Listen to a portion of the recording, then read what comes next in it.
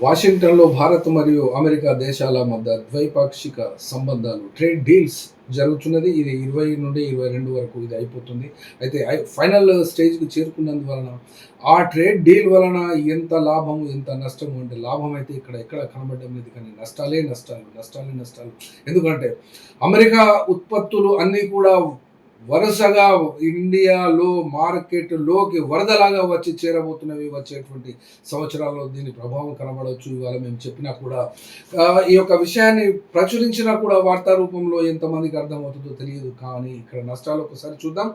America దిగుమతులు పెరగడం మూలాన భారత్‌లో ఉన్నటువంటి అన్ని రంగాలకు అనగా ఉత్పత్తి అయ్యేటువంటి రంగాలకు గట్టి పోటీయే కాకుండా ఆర్థికంగా ఎక్కువ నష్టపోయేటువంటి రంగాలు ప్రప్రథమంగా వ్యవసాయ రంగం మరియు ఆహార శుద్ధి, agriculture based processing, food processing ఇది ఖచ్చితంగా దెబ్బతింటుంది. ఎందుకనంటే అమెరికా వ్యవసాయ ఉత్పత్తులకు భారీగా సబ్సిడీలు ఇస్తుంది అమెరికా దేశంలో. ఆ వస్తువులు భారతీయ మార్కెట్లోకి తక్కువ ధరకే లభించేటువంటి అవకాశం ఉంటుంది. కాబట్టి దాని వలన నూనె గింజలు అమెరికా నుండి సోయాబీన్ ఆయిల్ దిగుమతులు పెరగడం మూలాన నూనె గింజలు సాగు చేసేటువంటి ఈ యొక్క గిట్టుబాటు ధర ఆ రైతులకు కష్టమవుతుంది ఖచ్చితంగా.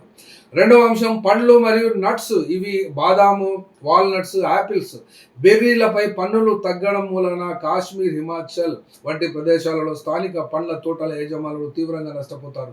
ఎందుకంటే ఈ రాష్ట్రాల నుండి వచ్చేటువంటి ఈ యొక్క యాపిల్ మరియు ఇవన్నీ బాదాం ఇవన్నీ కూడా దెబ్బతినే అవకాశం ఉంటుంది. కాబట్టి ఇది కాశ్మీర్కే దెబ్బ, హిమాచల్ ప్రదేశ్కు కూడా దెబ్బ.